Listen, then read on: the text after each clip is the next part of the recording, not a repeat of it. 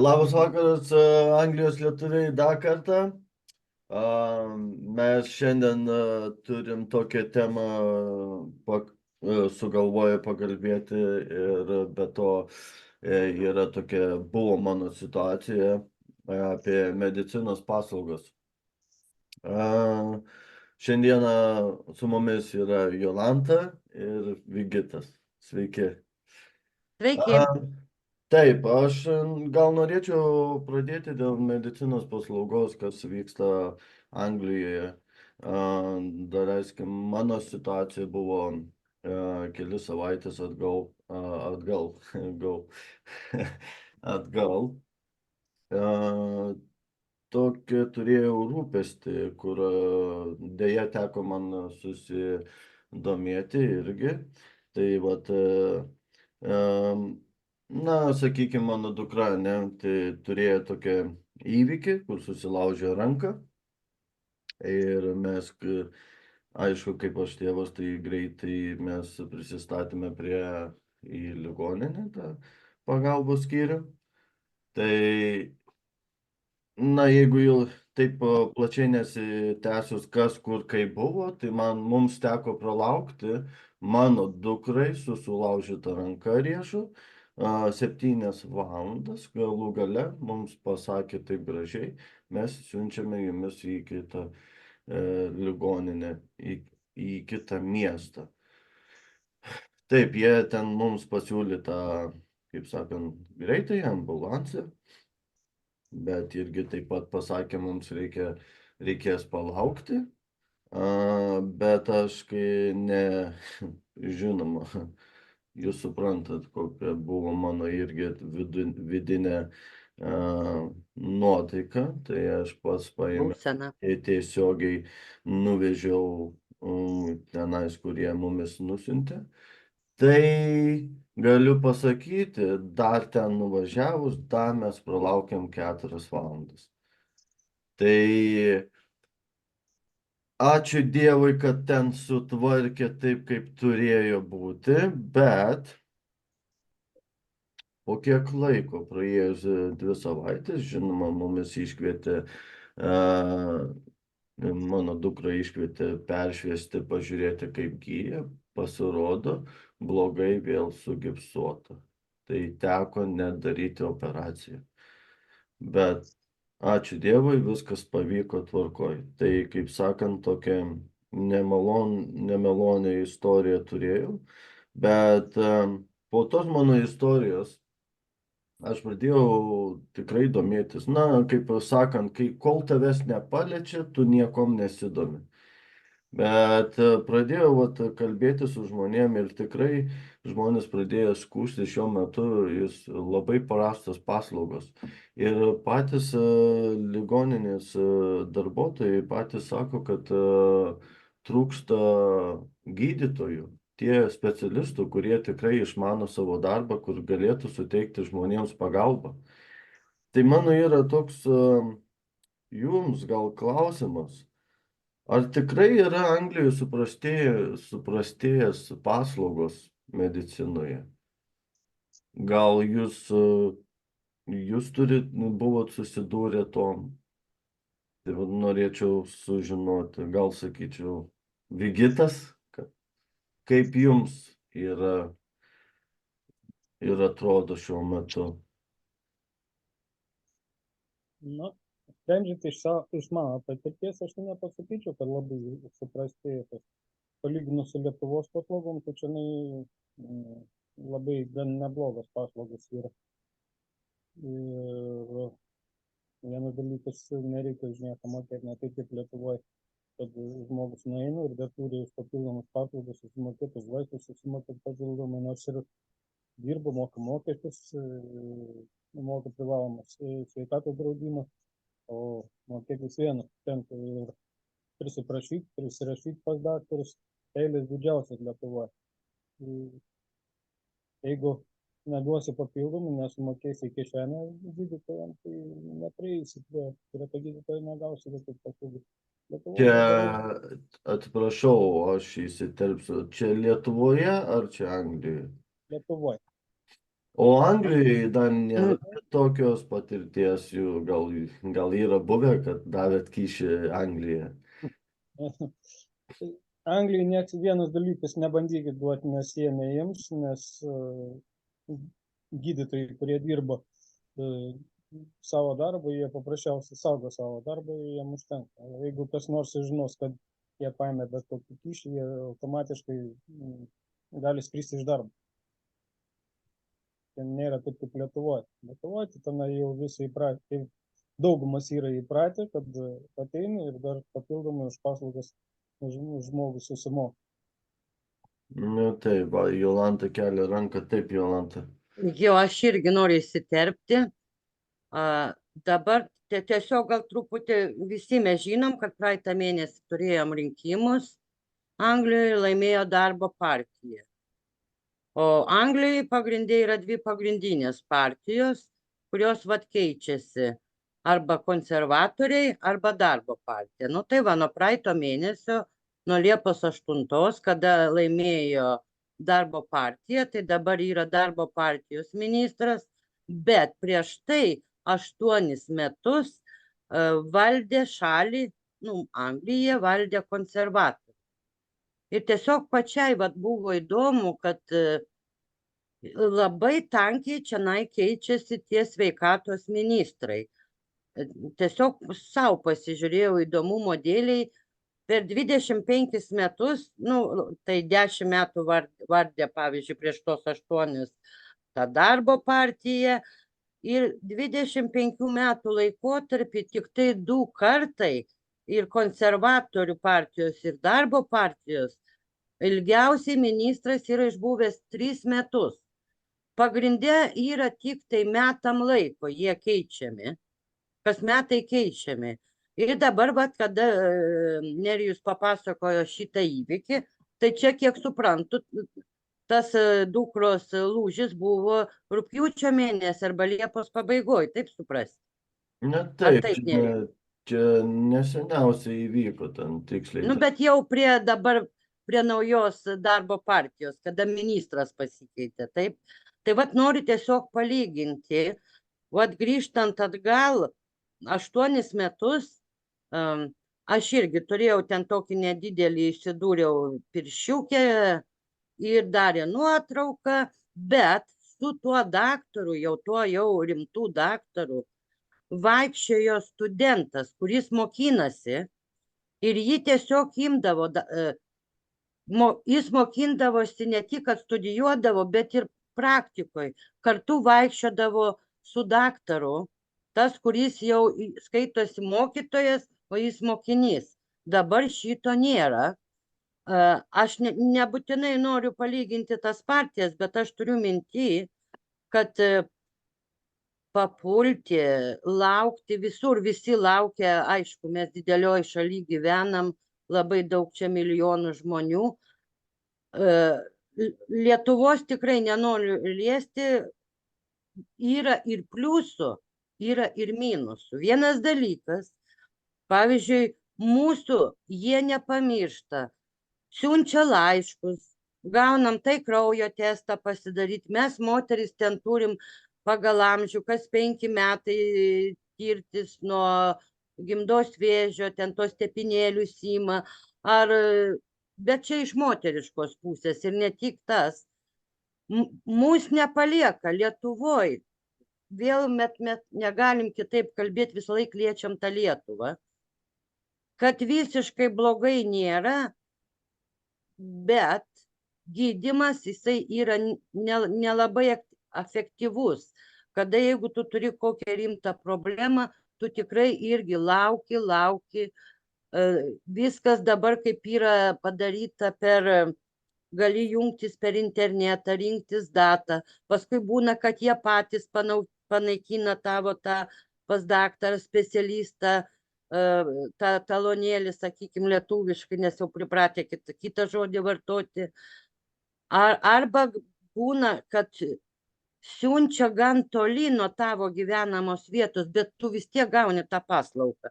Kad ir lauki, bet gauni šitą paslaugą. Aš nežinau, gal priklauso nuo kokioj vietoj gyveni Ir kokiu spinduliu tave siuntinėja?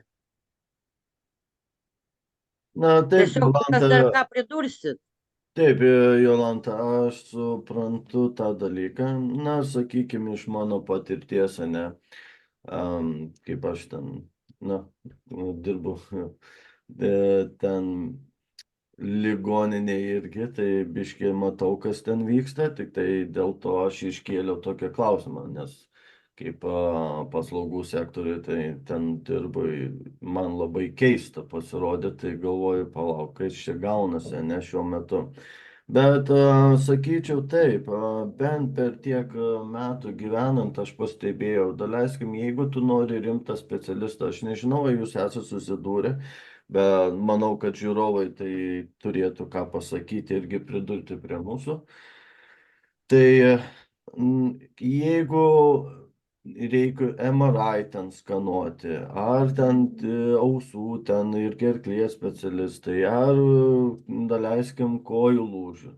Anksčiau reikėdavo laukti 3 mėnesius. Tu nueini pas savo GP, jeigu jie mato tikrai, kad tau reikalingos specialistai, tai jie tave užregistruoja į tą vietą. Ir po 3 mėnesių ten, žinoma, jie atsiųsdavo laišką, palei tą laišką tu įeini į website ir ten užsiregistruoji. Ir ten tau išmeta. Bet tai būdavo 3 mėnesių. Paskutiniu laiku, kur aš sakau iš savo patirties, tai dabar reikia laukti 6 mėnesių. Jeigu nori vėl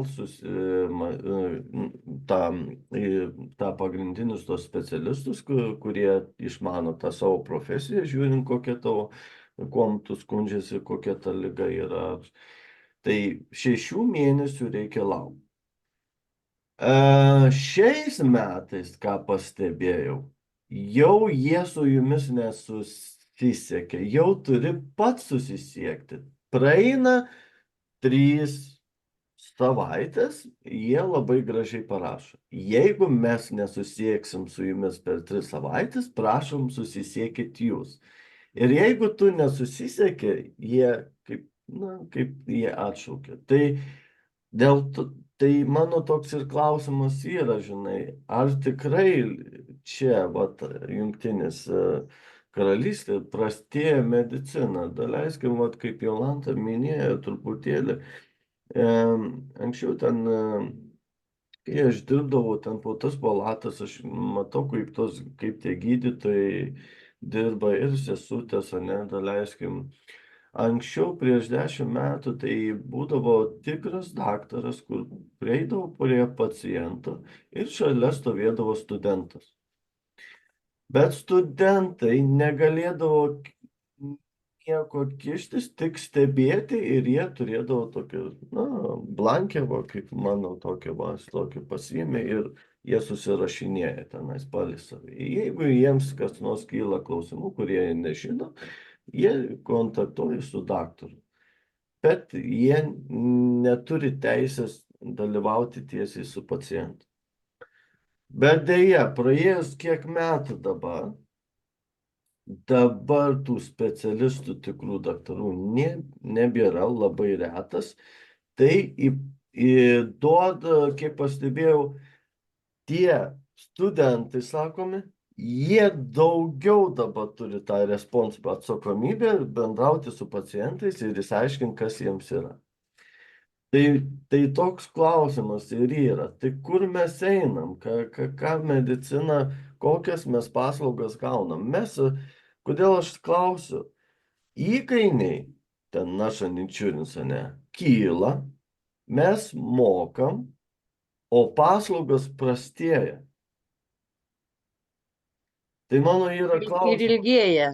Jo. Laukimo laikas ilgėja. Taip. Tai, sakykim, kad ir yra tos šiuo metu pas manęs dabar darbė, ten labai daug, bent aš girdžiu žinučių, kad daug kas, išėjo iš to mūsų pasaulio to dėl cancer, vėžys, ne, tai ir daug ir aš nežinau, kokia priežastis yra. Bent iš mūsų darbuotojų yra gan, kaip pas mūsų skyriui dirba, kaip aš turiu komandą apie 180, tai yra du jau išėję, va kaip tik prieš kelias savaitės, vat, nuo vėžio. Na, žinoma, yra ten ir kiti skyriai, žinai, jie turi savo kaip sesučių, ten ir visi kiti, žinai. Tai jau, taip, tai mano klausimas yra irgi toksai, tai ar tai neįtakoja tą paslaugą nelaiku suteikiant tam žmogui? Jeigu laiku suteikus, tai gal jisai iki šiol būtų gyvenęs. Aš tada prisidursiu prie Nerijaus. Gal truputį grįšiu į pandemijos laikotarpį. Man atrodo, kad labai viskas pradėjo keistis, kai buvo lockdownas, pandemijos didelis periodas. Tiesiog ir man teko per tą laikotarpį dirbti ligoniniai. Aš irgi daug visko mačiau. Ir tiesiog po šito pandemijos laikotarpio toks kaip į visur visiškas atsipalaidavimas, kad žmonės kreipiasi dėl rimtų problemų, va ta telefoninė pagalba, kai tu sakai požymius, va tas labai įsigilėjo ir dabar jau turime, praėjo 2 metai nuo paskelbtos epidemijos, tos pandemijos, ir viskas eina žemyn. Kokia besikeistų partija, viskas eina žemyn. Ir tiesiog gal yra taip sugalvota, kad kada žmogus kreipiasi dėl rimtos problemos, jie neskuba, toks ignoravimas, neskubėjimas, kad ir iš tų mūsų GP, kol tu lauki, dar jie gali nuspręsti, kad tau gal nebūtina. Tiesiog jie labai abejingi pasidarė. Bet čia, aš manau, labai daug padėjo va šitas periodas, kada buvo paskelbta pandemija. Ir gydymai vyko telefonu. Negalėdavom tada niekur patekti, kad ir į tą GP papulti. Viskas būdavo tempiama. Ne, manai, aš taip, vat jūs sako, tempiama yra. Aš jums galiu dar vieną tokią mintį, žinai, pasakyti savo, dėl ko tai vyksta. Na, įsivaizduokit, kaip pavyzdį, jūs gyvenat Lietuvoje, nesvarbu kokiam mieste, ir gydytojai yra vietiniai, ir jūs juos visus pažįstate, ir sesutės, ir gydytojas, Kaip sakant, jie dirba iš širdies ir atsiduoda savo, kad turėti savo vardą, kad tave pažintų, Kuom skiriasi va čia Anglijoje? Šiuo metu, kai aš pastebėjau, labai daug yra iš trečių šalių, kaip iš Afrikos šalių, kaip iš Indijos šalių, jie yra atvykę dėl pinigų. Jie yra ten laikas nustatytas, per kiek laiko jie turi aptarnauti pacientą ir už tai jie gauna tą mokestį. Aš kaip galiu pavyzdį pasakyti, kaip man situacija atsitiko, daleiskim GP. Taip pat mano mergaitė buvo sunegalavusi ir aš taip pat, žinai. Tai aš nuėjau į tą GP ir sakau, ir tai buvo ne pirmą kartą, žinai, aš visą laiką. Ir aš manau, kad yra ir kitos šeimos taip pat lietuvių ir gal kitų. Nesvarbu lietuvių, man atrodo, kai tu pažįsti žmogų daktarą, tai jeigu tau susirga artimas žmogus, ir jeigu tu negaliuoji, tu gali paprašyti juo, daleiskim, kad, aš irgi taip pat, turiu gal ten kaip gripas, ar kosulys, ar temperatūra, kaip kartais virusai, tai tu gali paprašyti, jie prie to pačio, tave irgi gali aptarnauti. prie to pačio appointmento, ne, vadinamas priėmimo. Tai ir vat, mano čia krašte, kur aš esu prisiregistravęs, yra lietuvis gydytojas iš Kauno, tai labai malonus gydytojas, tai šaunus, jisai visą laiką niekada neatsisako. Tai va tokia situacija buvo pratęsta mintį, kad atėjau, buvo, nenoriu minėti, sakykime, iš trečios nu, šalies. Ir mano dukra, aš atėjau į dukrą ir sakau, gydytojau, aš taip pat turiu tą patį simptomą, sergu, gripuoju, gerklėne. Ir jis man pasakė, prašom eiti tenais ir užsiregistruoti appointment. Palauk, sakau, tai aš dabar eisiu, man duos kitą dieną. Sakau, jūs negalit? Sakau, ne, negalima tokius taisyklės. Sakau, palauk, mes čia esam šeima, sakau, čia mano dukra, sakau, aš skundžiuosi tuo pačiu kaip to. Sakau, kodėl jūs negalite, kuom išskirtinis. Tai mes tiek susiginčijom, na, žino, kai matai, na, kai susiginčiai, tai ten gali būti visokių žodelių. Tai net aš išėjau, pasiėmiau tą dukrą, tai vėliau jis atbėgo ir sako, va, čia galite ateiti, galite čia, sakau, ne, ačiū, nebenoriu. Ir aš nuėjau tiesiai į receptioną ir aš jiems paaiškinu, tai jie momentaliai davė man tą appointmentą, bet prie kito gydytojo, kad aš nusiraminčiau. Nes tai yra neteisybė. Kai žmogus skaičiuoja pinigus, savo algą, ar tu nori padėti tam žmogui? Vat kaip Jolanta, tu minėjai, yra didelis eilės. Tai va tie žmonės, aš manyčiau, ir turiu teisę manyti, nes tai yra atsitikę mano atveju, kad jie skaičiuoja tą laiką, kai jie kaip sakant, jeigu 10 minučių duoda pacientų aprūpinti, jie aprūpina per 5 minutės, o toliau 5 minutės jie ten daro, ką jie nori. Kavo, telefonai žaidžia, ten šeima, ne? Bet tai nėra tokio kaip pašaukimo, kad žmogui reikėtų padėti. Vat kaip aš ir minėjau, tą lietuvį čia, kur daktaras, tai jis visuomet, ir aš kiek esu susidūręs, jis pamatydavo, sakydavo, labas, neriu, kom skundė čia, jis ten greitai. Tai vadinasi, ką aš noriu pasakyti, kai tu esi aplinkoj gyvenantis tarp savo žmonių, kaip iš gydytojo pusės savo pacientų, nori vardą išsaugoti. O kai tu atvyksti tik tai dėl algos, dėl savo tos, tai jis skaičiuoja labiau ką? Savo piniginę. Ir daleiskim, kaip aš dar vieną tokį pavyzdį pasakysiu. Na, aš noriu paaiškinti daugiau, kad na taip yra, kad aš savo akim matau ir pats praėjau.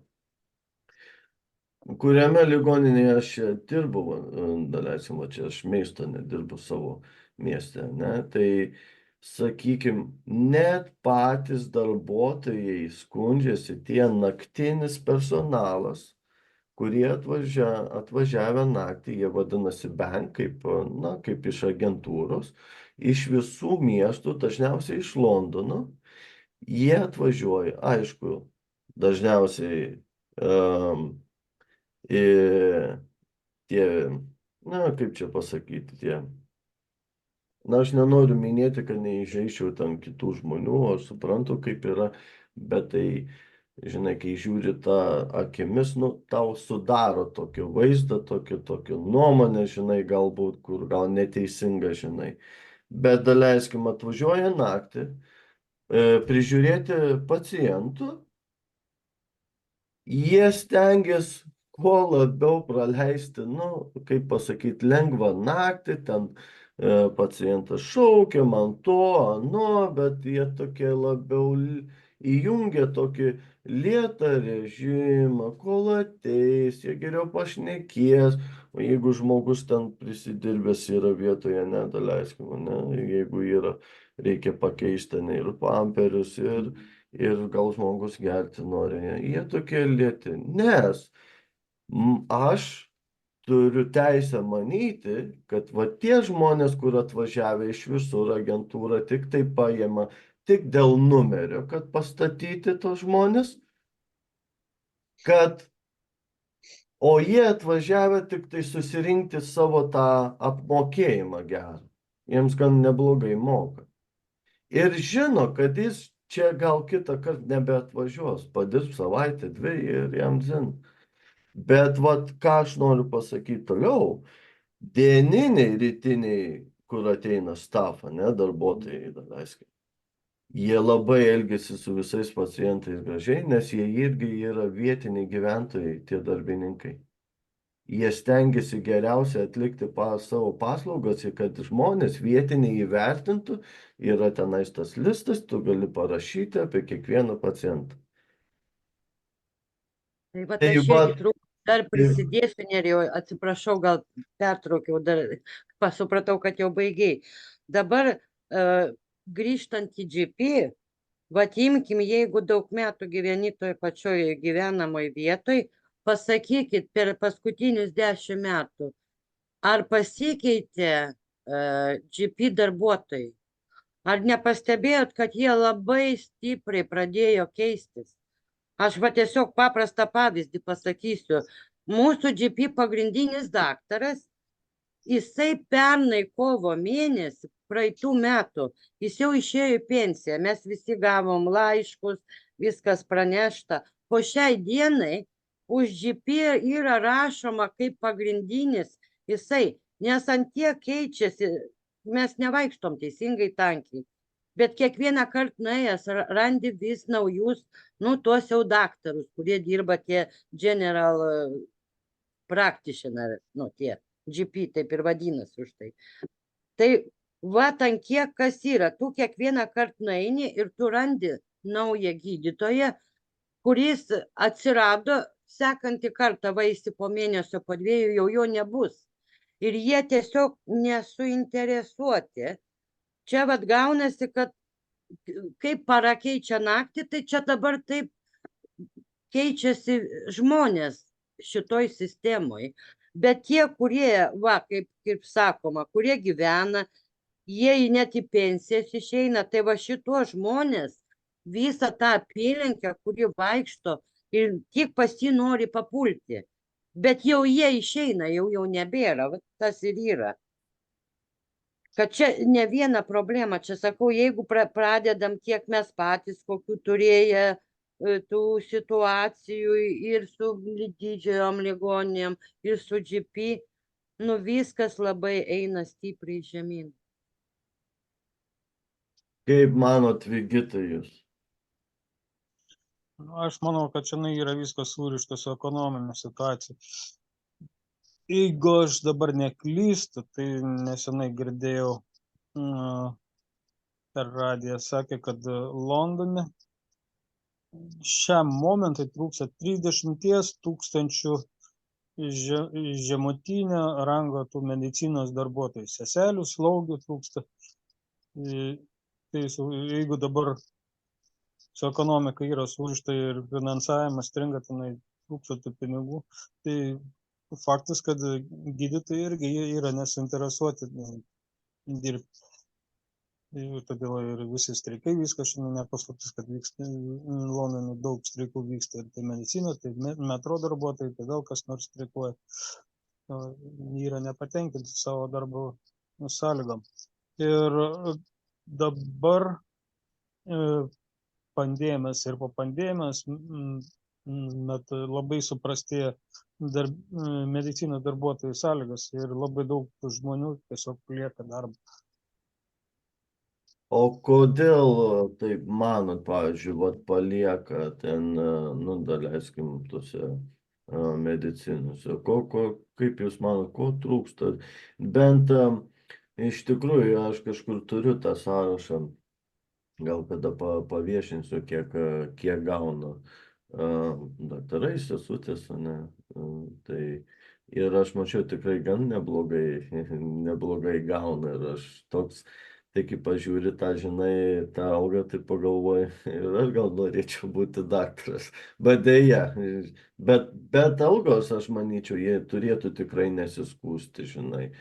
Bet tai Nu, ar yra kokios kitos priežastis, kurių gal mes nežinom, žinai, gal jie patys geriau ten papasakotų daugiau.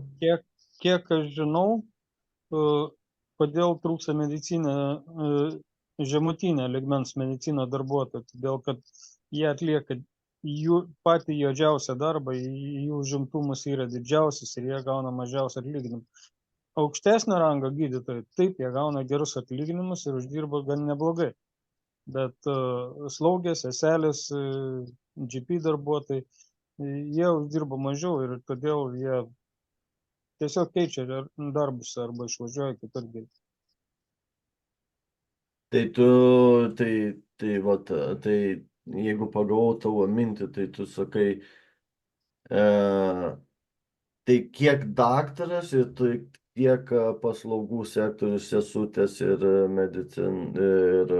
ir ten, na, kaip personalas, ne, kur aprūpina ten tos ligonius, tai jie yra tiek daktaras, tiek personalas yra vienodi. Jie nėra vienodi. Gydytojai, pavyzdžiui, žemutinio rango personalas, nes sesutės paklausė, kada tai reikėjo atlikti tą užduotį, jisai sako, kad tai jau turėjo būti atlikta vakar. Ir tam personalui jie daro spaudimą.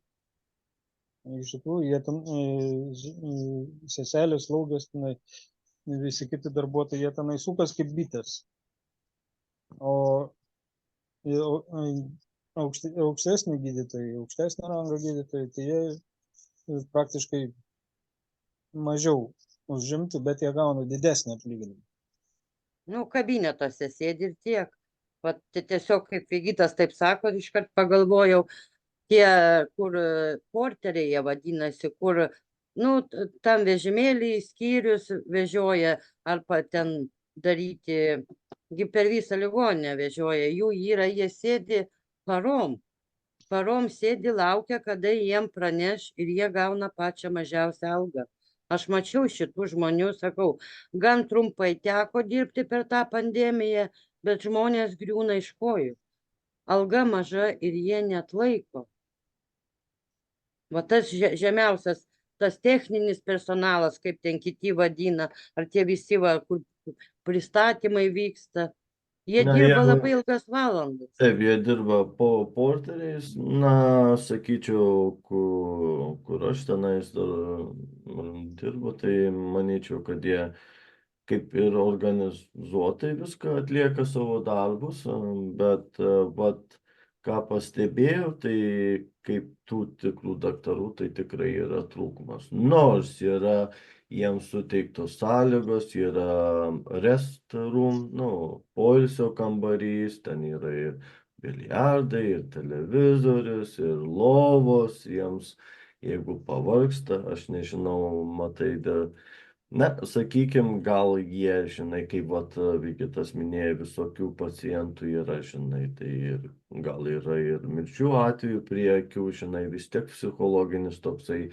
yra jų darbas, kaip sakant, o gal ir kai reikia tą diagnozės, reikia pasakyti, kad, žinai, tą daktarai turi pasakyti žmogui, žinai, tiesiai į akis, žinai, kas vyksta su tavo kūnu. Tai aš, na, sakykime, reikėtų biški tokio jau psichologinio, tokio, kaip sakant, praktikos, žinai, taip pasakyti tiesiai žmogui, kad tau jau yra taip ir taip, žinai, blogas naujienas, žinai, juk visokių pacientų yra ir verkia, ir šaukia, ir klykia, ne, na, sakykim, taip, žinai. Jam, o jau kitas pacientas laukia už durų, jam reikia priimti. Gal dėl to yra tokie kambariai jiems atsipalaiduoti, pamiršti nuo to, žinai. Tokie, žinai. Na, o kitas dalykas, aš sakyčiau, na, bet gerai, jiems yra tos sąlygos suteiktos, alga. Ar jūs nematot, kad tai viskas atitiko po Brexit? tai faktas. Brexitas, sekantis žingsnis buvo pandemija, du labai stiprus faktoriai buvo. Ir sakau, nu čia neįmanoma Aš, nepastebėti. aš dar tokią mintį pasakysiu. Kai vat buvo, vat Anglija buvo Europos dalis, ne, vis, kaip sakant, dalinosi žmonėm, europietis, su Europos žmonėm. Tai aš išeidavau, ten, kai vaikščiodavau po tą ligoninę, tai, vienas kitas būdavo tos spalvos kitos, ne. Tai, kaip ten sakoma, pažiūri, jo, žinai. Bet dabar, kai aš išeinu, tai jie žiūri į mane.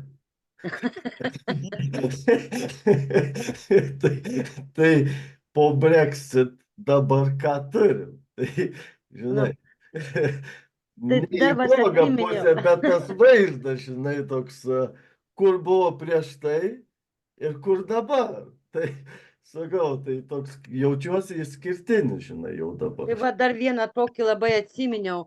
Kol buvo Anglija Europos Sąjungoje, vaistinėse buvo pilna iš Europos vaistų.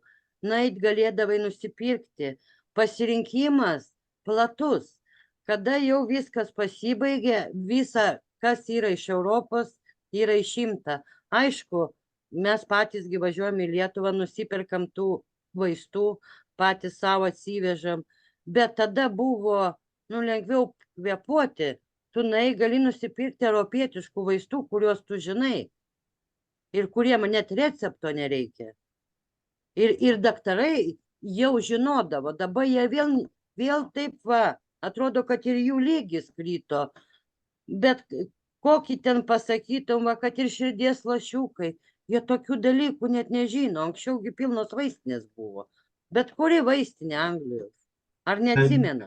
Bet tai žiūrėkit, daleiskim, kai nueini pas savo šeimos daktarą, ne, ir kai tau išrašo vaistus, vat kas man patiko čia, kad yra, vat tą receptą, kai tau išrašo, nesvarbu, kiek tie vaistai yra, pavyzdžiui, kainuojami, tu sumoki vieną kainą. Žinojo tai?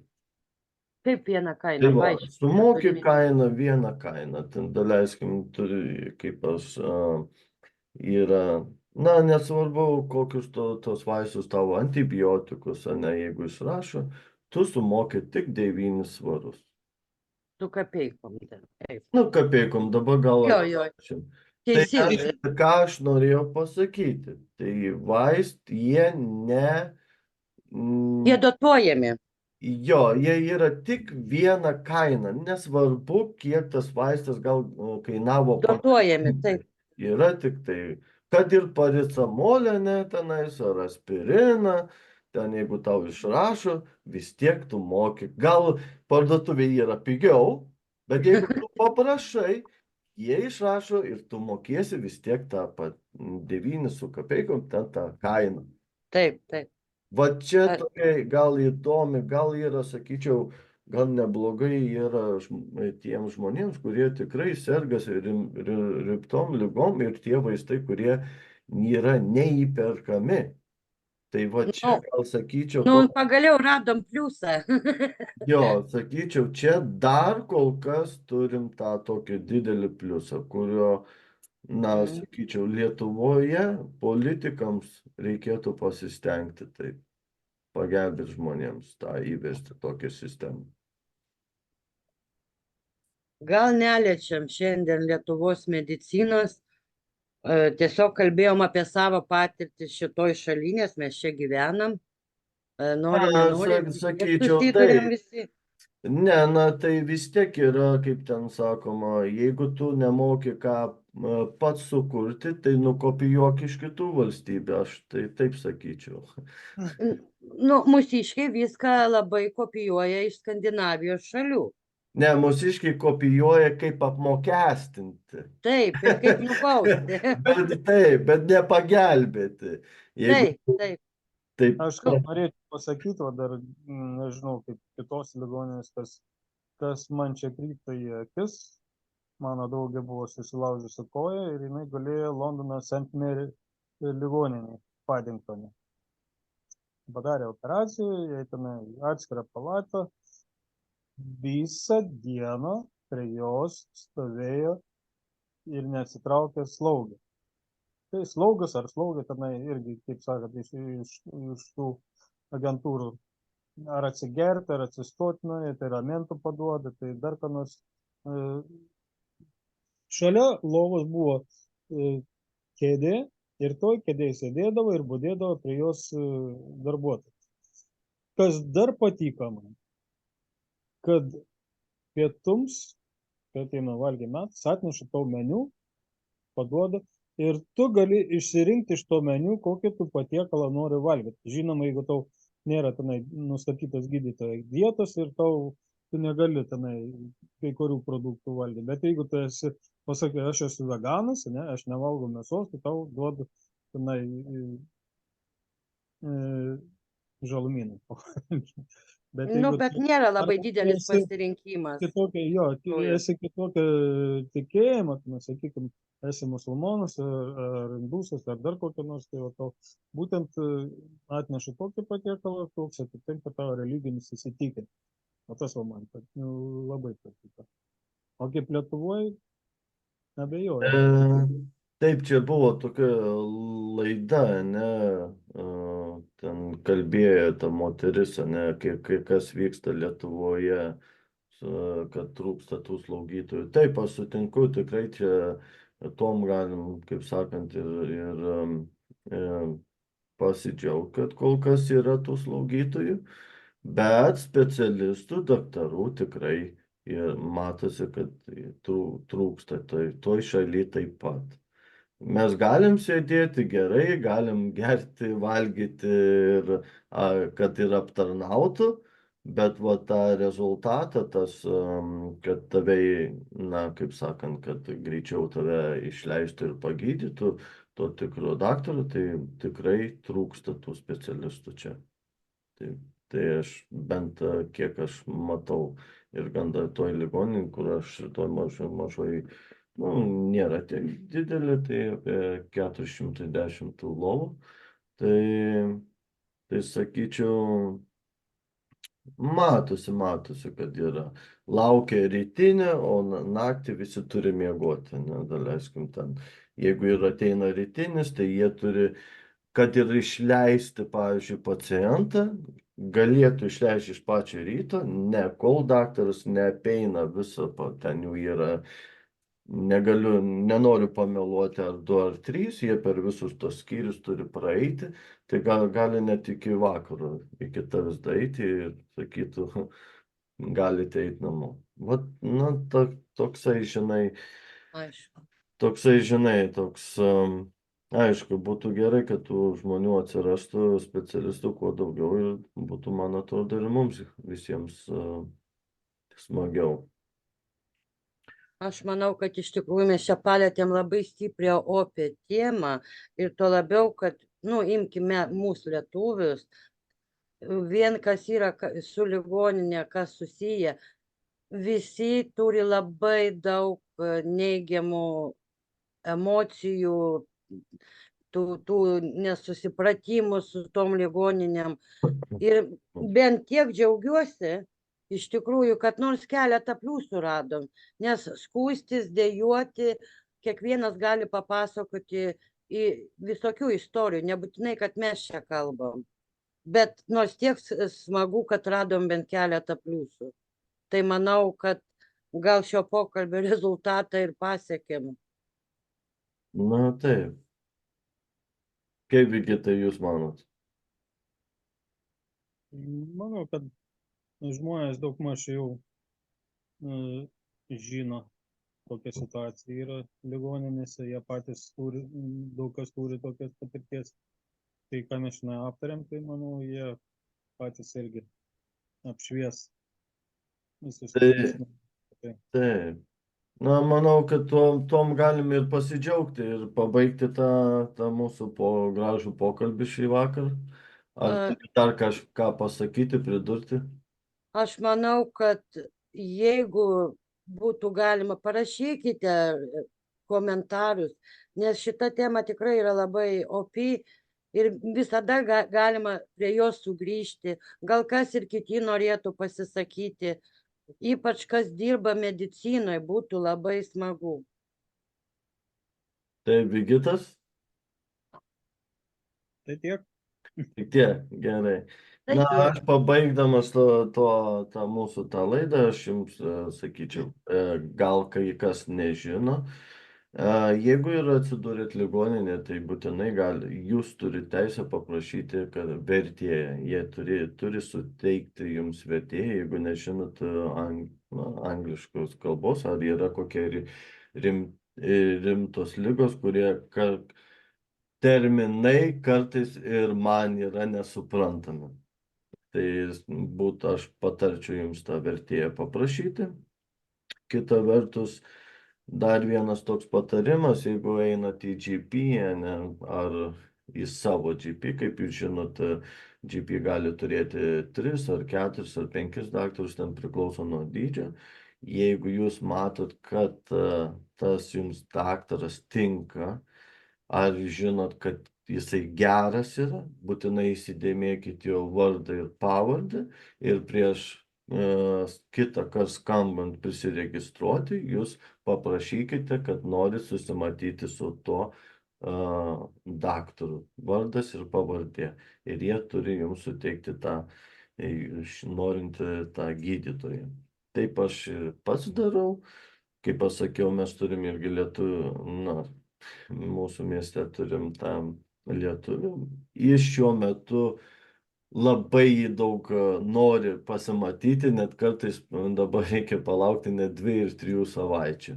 Na, o jeigu tu paprašai, kad nesvarbu, tik norit susitikti su gydytoju, tai gali būti ir tą pačią dieną, iš 2, o 3, o net už 4 dienų, tai greitai. Tai va tiek. Tai taip pat dar pasakysiu dėl tų numerių, kada galima skambinti iš namų. Visi, aišku, tos numerius žino, tas 111. Ir jeigu sunku susikalbėti, prašykit, iš karto duos vertėją. O jeigu rimta situacija ir yra dienos metas, tai jum net pats jūsų GP daktaras perskambins. Tai tik tai tiek pridėti norėjau. Ačiū. Gerai tada. Dėkui jums. Ačiū. Tai iki kito karto. Iki kito Lietuviai, karto. jeigu turit kokių klausimų ar iš savo patirties, tai prašom parašykit. Ir be to, pamiršau, labai ačiū už jūsų palaikymą, kas mumis palaiko. Tai labai mums malonu. Tai ačiū jums tada. Iki. Ate visiems. Ate. Ate. Iki.